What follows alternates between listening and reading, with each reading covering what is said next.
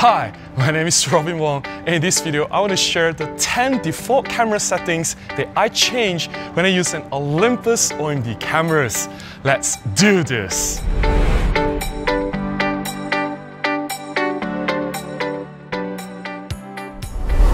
I have been involved with Olympus for more than 10 years. There was once I was working for them officially as a product specialist.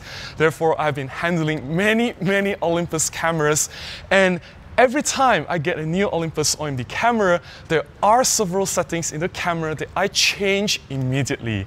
I'm sharing these changes that I make in this video and the reasons why I make the changes. Bear in mind that this is not a must-follow guide. Everyone is different. You may have your own preferences on how you deal with your camera settings. It is perfectly fine. These are just my suggestions and my recommendations on how you can optimize your camera settings and have a more positive shooting experience. Number 1, I changed the position of the power switch. For most Olympus OM-D cameras, the power switch is situated at the far left of the camera. This is very inconvenient for some of us who shoot single-handedly. When you operate with your right hand, your fingers just can't reach to the other side of the camera. Thankfully, there is a function switch which is situated very near to the right side of the camera. You can reach it with your right thumb, and Olympus allows you to reassign the power on and off function to that function switch. I find this to be game-changing. To change the function of the power switch to the function lever, go to Menu, under the gear, find B. Under B, go to function lever, power lever, and once you have here, you have a few options to choose. I go to power 1, where in position 1 I get to power on the camera, and in position 2 is power off. Once this is enabled, now the default power switch is here. This is the switch. Once I turn it to position 2, then the camera turns off. Before we go on to the next setting, here is a bonus tip. Now that you have changed the setting of the power on and off to a different switch, the original switch cannot be used to turn on and off the camera. You can troll your friend. Hand off the camera to a friend and ask him or her to take a photograph. When he can't figure out how to turn on the camera, he comes to you and you say, "Hey, you've broken the camera. You have to buy me a new one." Number 2, I disabled the autofocus confirmation beep. I understand for some people they need to hear the beep to reassure them that the camera has successfully locked focus. However, the beep can be distracting and can be a problem when you need to shoot in an environment that requires complete silence. Also, the beep is a dead giveaway that you are taking shots of your camera. In some situations where you want to take shots secretly, that is not a good solution. Therefore, I have disabled it. I don't need the camera to tell me that it has acquired focus. I have full confidence in Olympus OM-D camera's autofocus system that it will nail the shots. To turn off the autofocus confirmation beep, go to Menu, under the gear, go to D4, D for Denmark, D4. Here the first item, you can turn it on or off. Once you turn it off, then when you half press the shutter button, then there is no longer the autofocus confirmation beep. Number 3, I turn off the autofocus assist beam. When the camera shoots in a very dimly lit condition, the autofocus assist beam will be activated and the camera will shoot a bright red beam that can be really annoying, and I find that really distracting. It doesn't really help in low light situations. I believe Olympus cameras and lenses can focus really effectively even in very dim conditions, so I don't really need autofocus assist beam.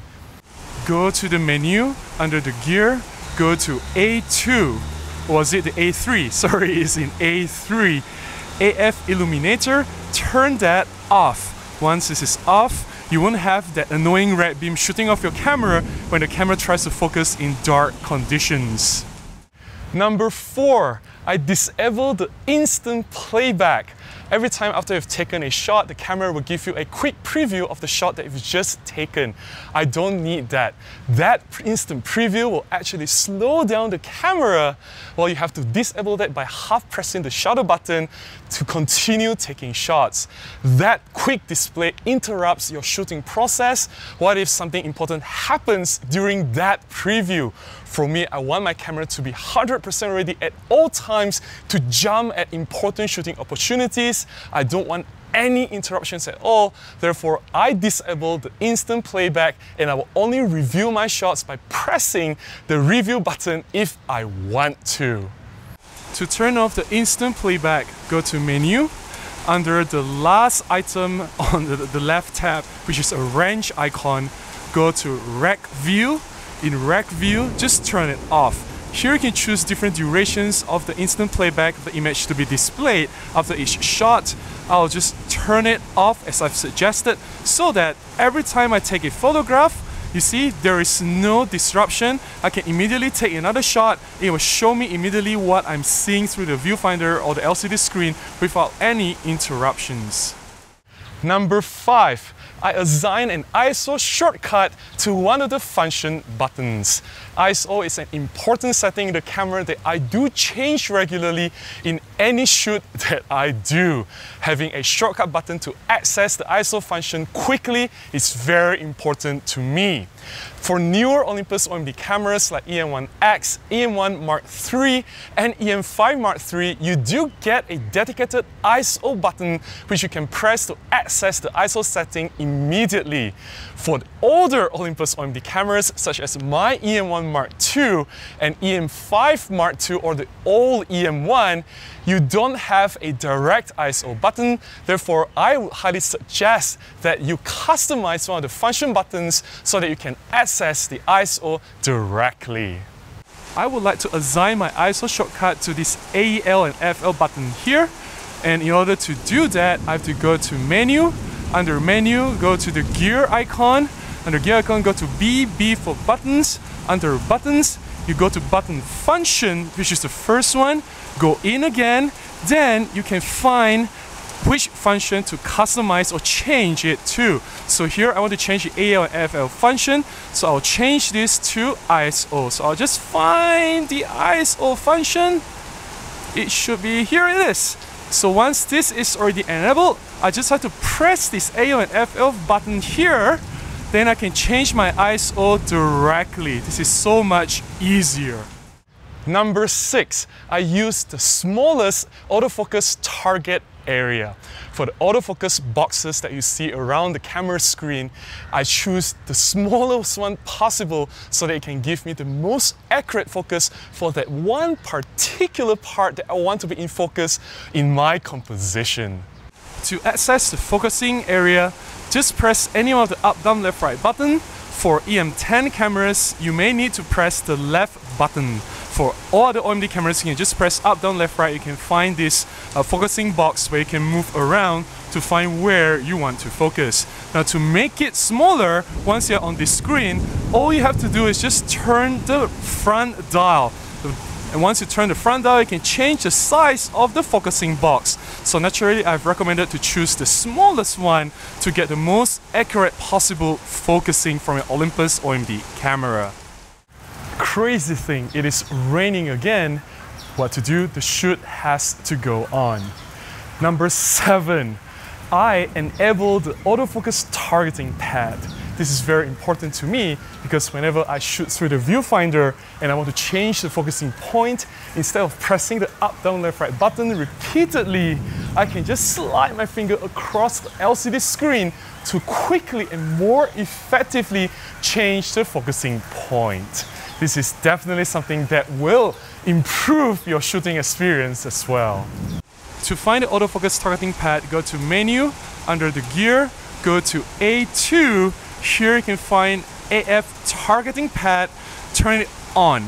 Once this is on, as you shoot through the viewfinder, you can slide your finger or across the LCD screen to change the focusing point.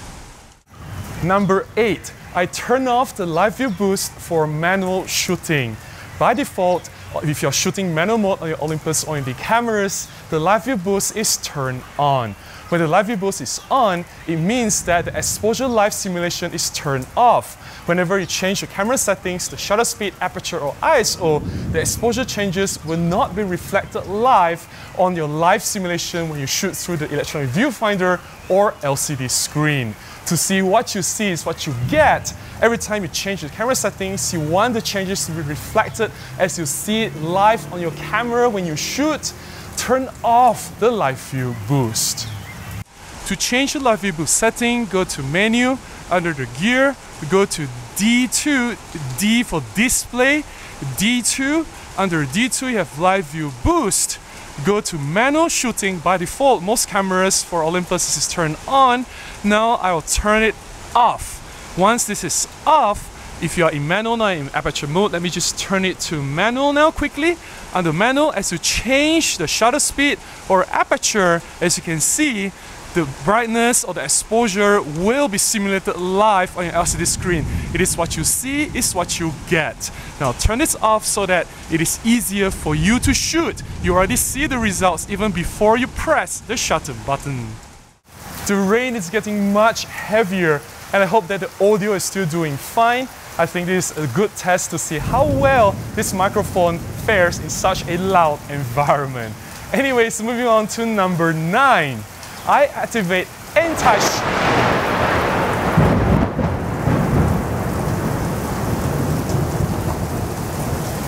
Interesting. As I was just about to say the word shock, the thunder claps. Go figure. Anyway, I activate the anti-shock setting.